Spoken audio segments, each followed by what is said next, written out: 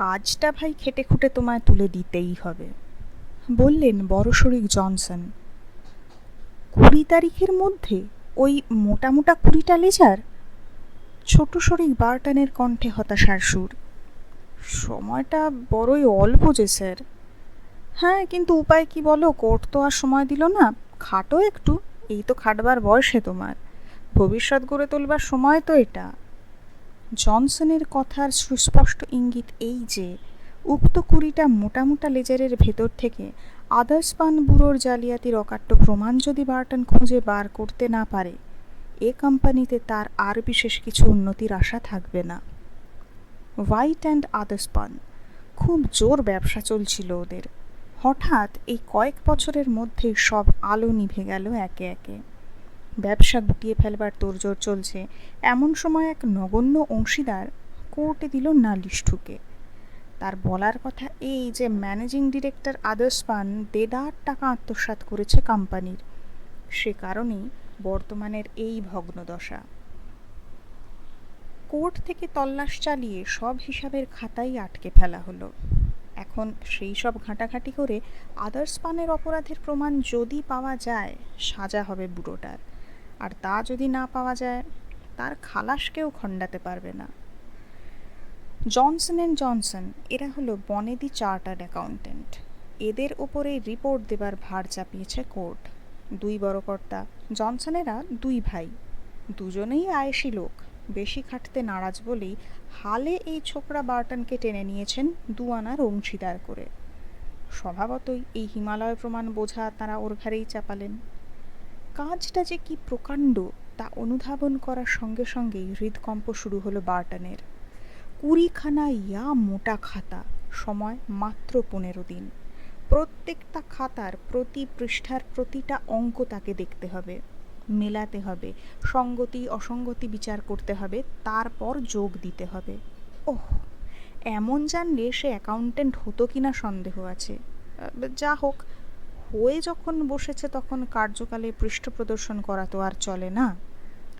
আখের নষ্ট হবে সে তো এক কথা আছেই, কিন্তু বার্টনের কাছে তার চেয়েও বড় কথা এই যে নিজের ওপর শ্রদ্ধাটাই নষ্ট হয়ে যাবে তার চেয়ে বড় সর্বনাশ তো একটা উদ্যমশীল যুবার পক্ষে কিছুই হতে পারে না।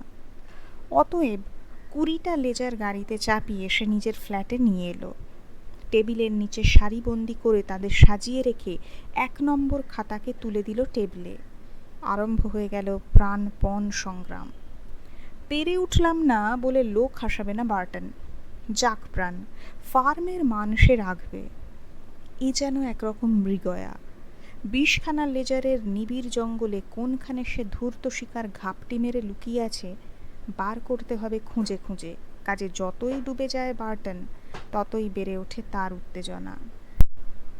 আফ্রিকার অরণ্যের সিংহ বা সুন্দরবনে বেঙ্গল টাইগার যারা মারতে যায়, তারাই সাধারণত পেয়ে থাকে এ ধরনের উত্তেজনার আস্বাদ। শুধু অফিসের কয়েক ঘন্টার খাটুনিতে এ কাজের অর্ধেকও নির্দিষ্ট সময়ের মধ্যে তোলা যাবে না। বিকেল 5টায় অফিস থেকে এসে 8টা পর্যন্ত মাথাটাকে বিশ্রাম দেয় বার্টন। ওরই মধ্যে খাওয়া দাওয়া অবশ্যকরণীয় সব কিছু কাজকর্ম সেরে নিতে হয় তাকে। তারপর শুরু হয় তার নৈশ অফিস। টানা 5 ঘন্টা খাটুনি। আবার রাত 1টায় খাতা রেখে সে ওঠে, টলতে টলতে গিয়ে বিছানায় পড়ে। সকাল 8টা পর্যন্ত ঘুম। তারপর কোনো রকমে প্রাতঃরাশ সেরে নিয়ে আবার অফিসে ছুট। এই হাড় ভাঙা খাটুনি দিন 3 খাটবার পরেই সে আবিষ্কার করে ফেলল আদার্সপানের প্রথম গলদ। উৎসাহে সব ক্লান্তির কথা ভুলে গেল সে। ধূর্ত আদার্সপান পাপের প্রমাণগুলো সযত্নে লুকোবারই চেষ্টা করেছে, কিন্তু হিসেব যারা রাখে অমন কারচুপিতে তাদের ভোলানো যায় না। বার্টন হন্যে হয়ে উঠেছে রক্তের গন্ধে হাঙরের মতো, কিন্তু মাথাটা বড় বেয়ারা গাইছে। ব্যথা বেদনা কিছু নয়, একটা ভার বোধ শুধু, আর মাঝে মাঝে চোখে ঝাপসা দেখা। বার্টন ভাবে একটা ডাক্তার দেখালে কেমন হয়, কোনো ট্যাবলেট যদি সে ব্যবস্থা করে বা কোনো টনিকের কথা বলে দেয়। এই উপসর্গগুলো চলে গেলেই বার্টন খুশি। ব্যারাম তো তার কিছু নয়, পরিশ্রমটাই শুধু অতিরিক্ত হচ্ছে। দৈহিক হলে তবু বাঁচোয়া ছিল, এ পরিশ্রম মস্তিষ্কের। এই মস্তিষ্কটাকে সতেজ রাখার একটা ওষুধ যদি কেউ দেয়, ডাক্তার স্টিনক্লেয়ারের সঙ্গে একটু পরিচয় আছে বার্টনের। তার কাছেই সে গেল। সব শুনে তিনি বললেন, ওষুধে কিছুই হবে না, তোমায় বিশ্রাম নিতে হবে। দৈনিক 12 ঘন্টা আঁক কষবো অথচ মাথা বিগড়বে না, এমনটা কোনো মতেই হতে পারে না। বাঁচতে চাও তো কাজকর্ম বন্ধ করে গল্ফ খেলো গিয়ে। বার্টন ফিরে এলো বিরক্ত হয়ে। এসব ডাক্তারের কি জ্ঞানগম্যি কিছু নেই?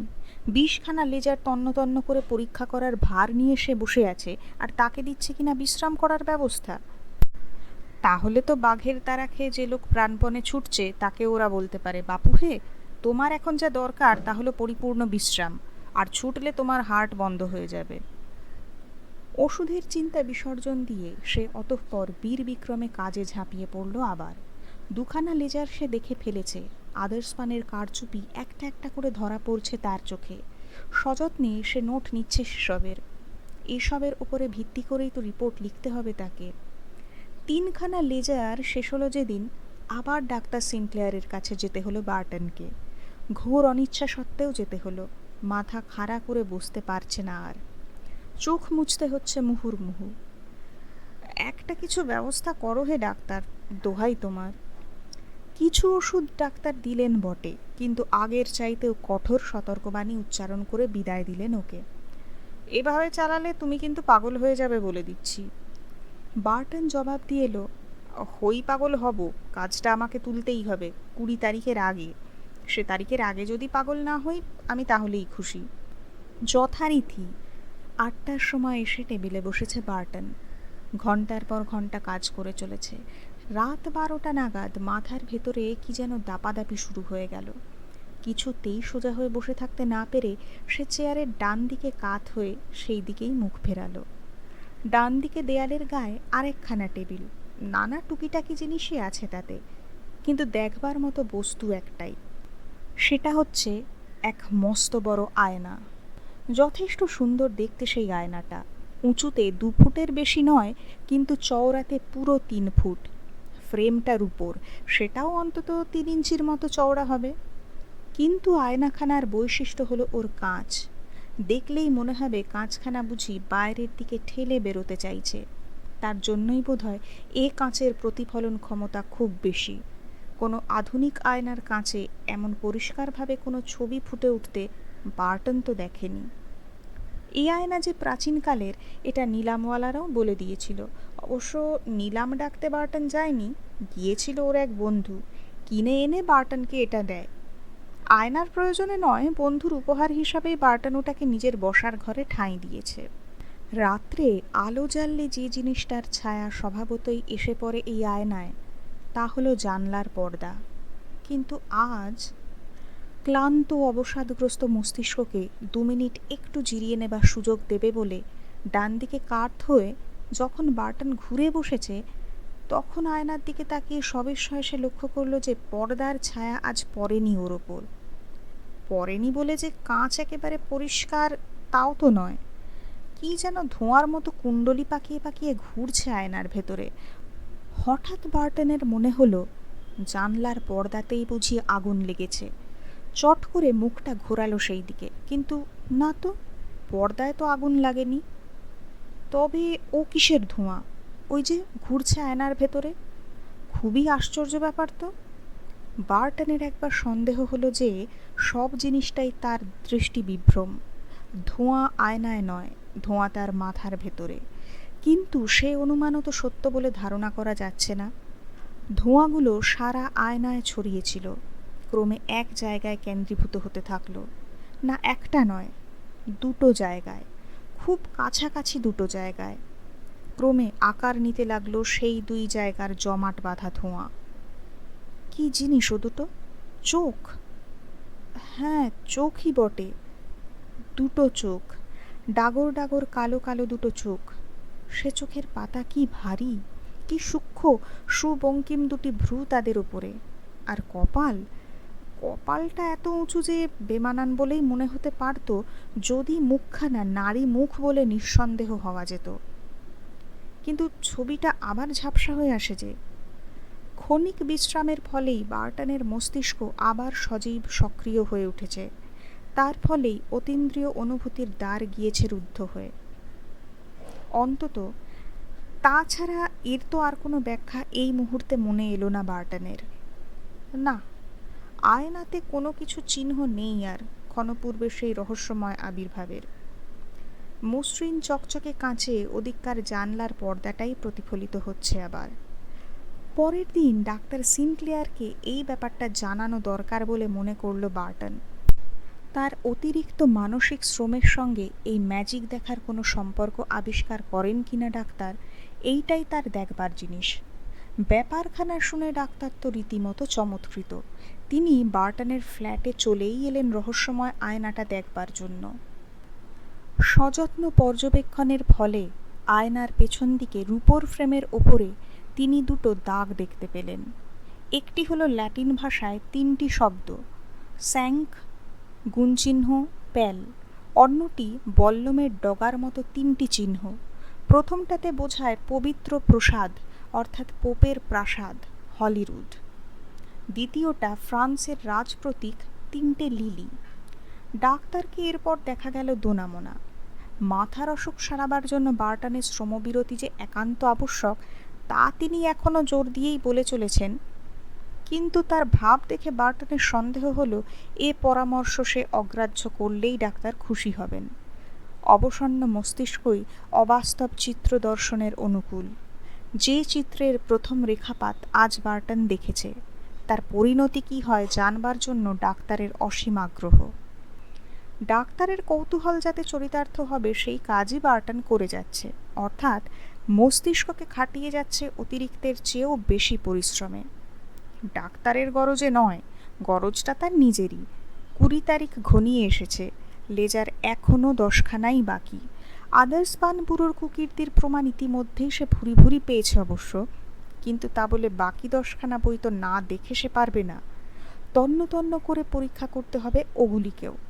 তাতে আসবে ক্লান্তি, ক্লান্তি সৃষ্টি করবে আয়নার বুকের অলিক ছবি। যেদিনই অবসাদটা বেশি আসে সেদিনই আয়নার ছবি ফুটে ওঠে তার চোখের সামনে।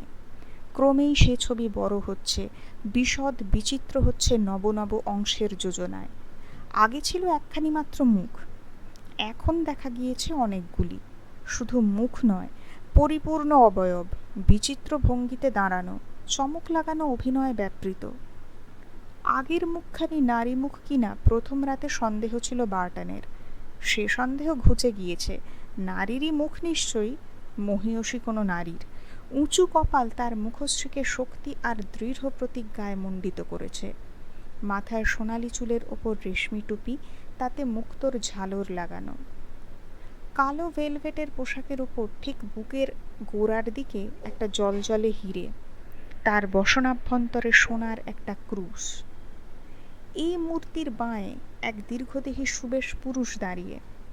উপবিষ্টা মহিলা কাতর অনুনয়ের দৃষ্টিতে ওই পুরুষের দিকেই তাকিয়ে আছেন, আর মহিলার পায়ের তলায় উপুর হয়ে প্রায় শুয়ে পড়েছে বেঁটে খাটো দাড়িওয়ালা একটি লোক। তার বাঁ হাতে ছোট্ট একখানা ছুরি, আর ডান হাত দিয়ে সে শক্ত করে চেপে ধরেছে মহিলাটির পোশাকের প্রান্ত। আশ্রয়, নিশ্চয়ই সে নিরাপত্তার প্রতিশ্রুতি চায় মহিলার কাছে। শক্ত করে ওই যে পোশাক চেপে ধরা, ওর মানেই হলো প্রাণ ভয় শরণ নেওয়া। প্রাণের ভয় তার সত্যিই আছে, ছবি দেখে তাই মনে হয় বার্টনের। পশ্চাৎপটে অনেকগুলি আবছা মুখ, অনেকগুলি অস্পষ্ট দেহের জট পাকানো আনাগোনা।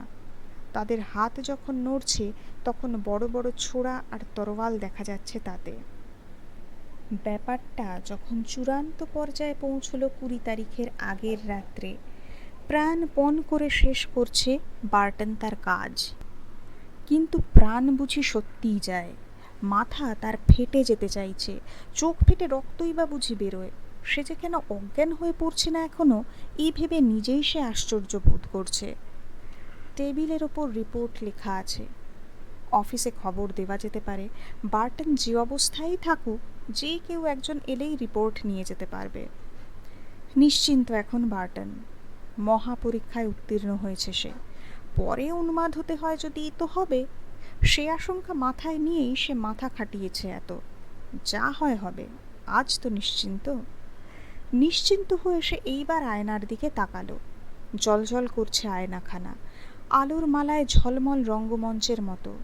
রঙ্গমঞ্চের অভিনয়ের মতো জীবন্ত অভিনয় হচ্ছে সেখানে, এক ভয়াবহ বিয়োগান্ত নাটকের অভিনয়।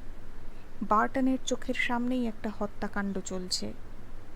মহিলাটিকে টেনে তুলে জোর করে ধরে রেখেছেন তার পাশের লম্বা পুরুষটি। মহিলাটির পায়ের কাছে উপুর হয়ে পড়েছিল যে লোকটি, তাকেও টেনে তুলেছে অনেকগুলি লোক। এই সব লোকেরই অস্পষ্ট ছায়ামূর্তি এতদিন আয়নার ভেতর পশ্চাৎপটে মাঝে মাঝে দেখেছে বার্টন। আজ এরা সম্মুখে এগিয়ে এসেছে, জ্যান্ত মানুষের আজ, আবছা ছবি নয়। ভূষাই লোকটাকে টেনে তুলে তাকে ছোড়ার ঘা মারছে এরা সবাই, ক্রমাগত মেরেই চলেছে। রক্ত ছুটছে লোকটার সারা দেহ থেকে, ধারায় নয়, ছুটছে ফোয়ারায়। লোকটা পড়ে গেল, তবু তাকে টানতে টানতে নিয়ে যাচ্ছে ঘাতকেরা। মহিলাটি করছেন আর্তনাদ, দীর্ঘদেহ পুরুষ তাকে তখনও ধরে রেখেছেন।